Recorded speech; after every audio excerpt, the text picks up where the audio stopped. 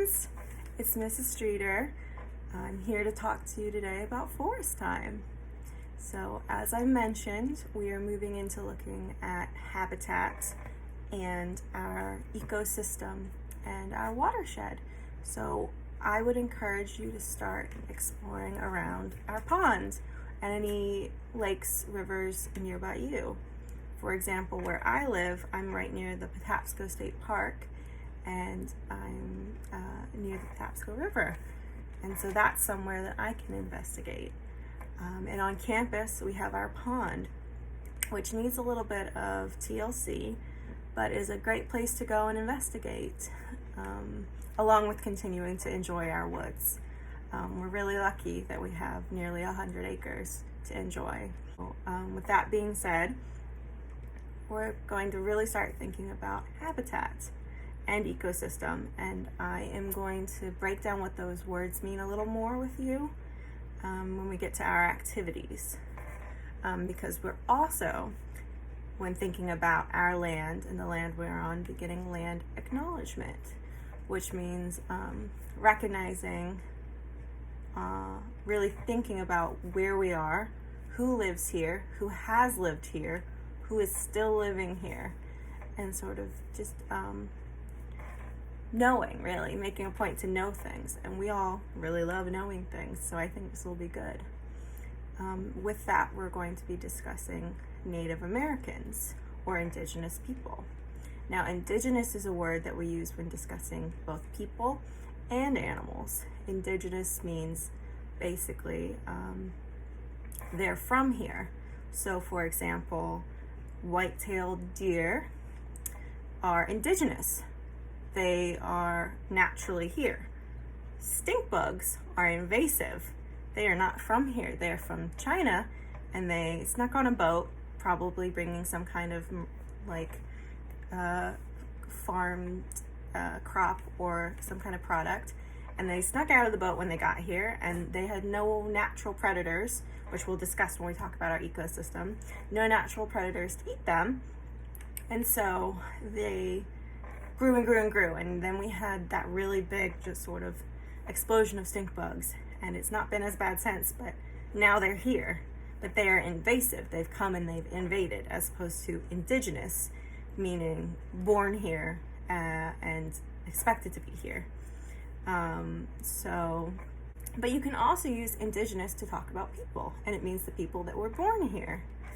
And so when we talk about indigenous or native, so if we're in America, specifically North America, when we talk about Native Americans, that's a term to mean people that were born here and have always been here, as opposed to a lot of the people that a lot of us come from who were immigrants and came here.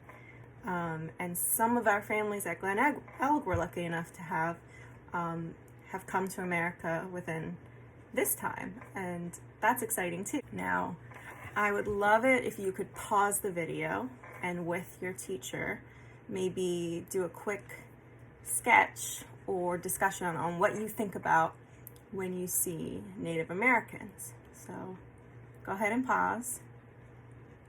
So either you're unpausing or you've continued watching, and that's all right.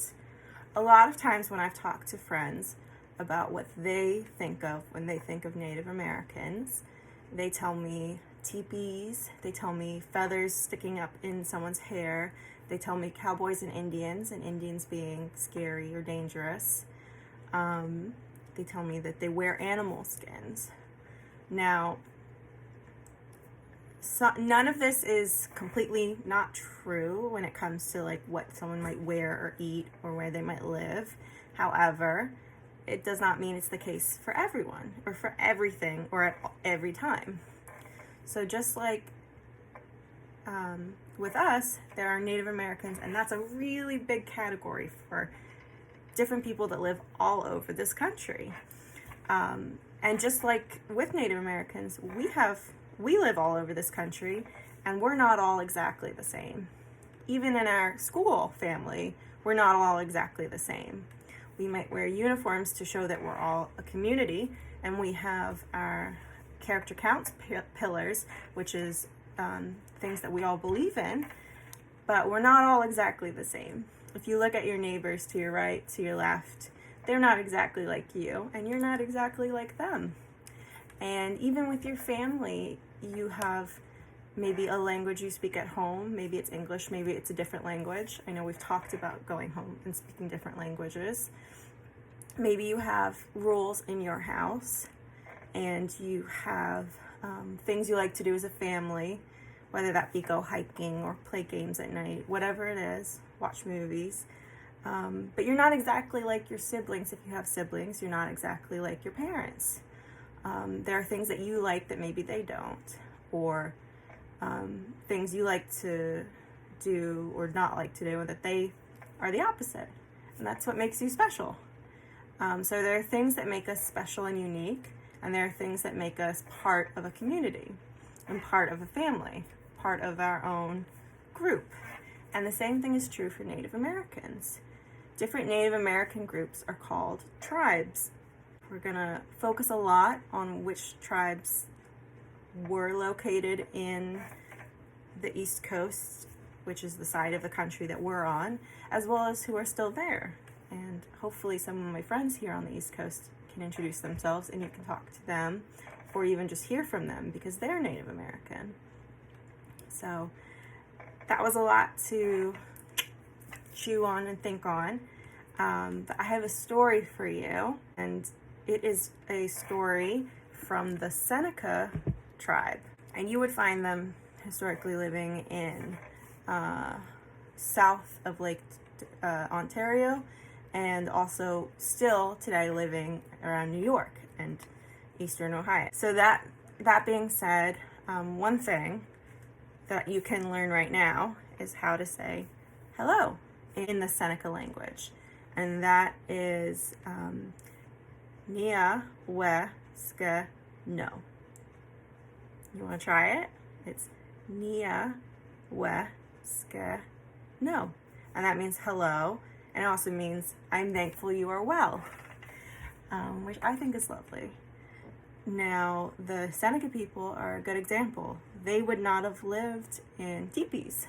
They would have lived in longhouses.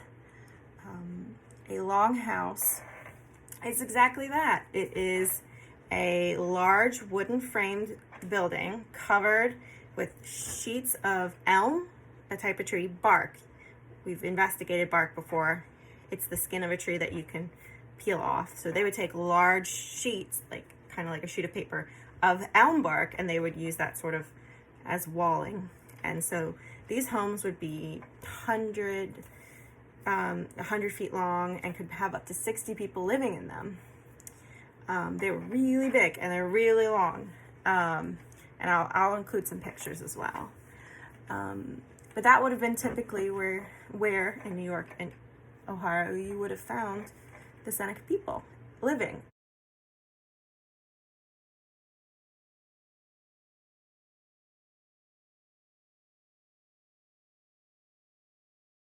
And they still today, great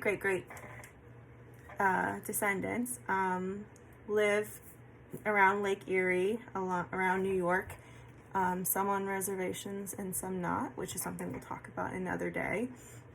But these days you'd find them the same as us, living in houses, wearing jeans, getting takeout, wearing masks to stay safe. But stay tuned, because I'm going to share a Seneca story with you. So, as Mr. Sterling would say, stay tuned. Before the earth existed, there was only water. In the clouds was skyland, where a sacred great tree grew. The great tree had branches that pointed to the 4 cardinal directions: north, south, east, and west. An ancient chief lived in Skyland. His wife was with child, and she had a dream that the great tree was uprooted. Dreams were very important to the ancient chief. The chief and his men tried to pull the tree loose, but the taproot was very deep. Finally, the ancient chief, using all his energy, managed to loosen the soil from around the tree. It was uprooted and laid upon its side. However, the tree left a large hole in Skyland. The chief's wife looked down the hole and saw something glittering like water. She steadied herself on the branches of the great tree. However, the branch snapped and broke, and she fell down endlessly. Two swans saw this woman and flew up to help her, so as to cushion her fall. They then realized that the woman was not like them. She did not have webbed feet or waterproof feathers. This creature could not live in the water.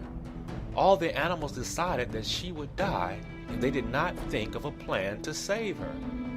After much discussion, they decided that she was made to live on Earth.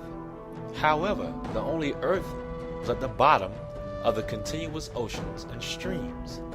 The duck, the beaver, and the loon all tried to bring Earth from the bottom to the top of the water. They all failed. Then the muskrat decided to try. He took on a determined look and went up and down until finally he loosened some earth. However, they knew Earth did not float on water, so Turtle volunteered to carry Earth on his back. Muskrat put Earth on Turtle's back, but her paw marks still remain to this day. After Earth reached Turtle's back, it began to increase in size until it became what we today call Turtle Island. The swans flew down carrying Sky Woman to her new home. Sky Woman relaxed and opened her hand. That held those leaves and seeds from the great tree. The seeds fell to earth, germinated, and many new trees grew on Turtle Island. Life on Earth had begun. Today, Mother Earth provides us with food, air, water, and shelter. Turtle, with great tree on his back, is the symbol of the Iroquois nation.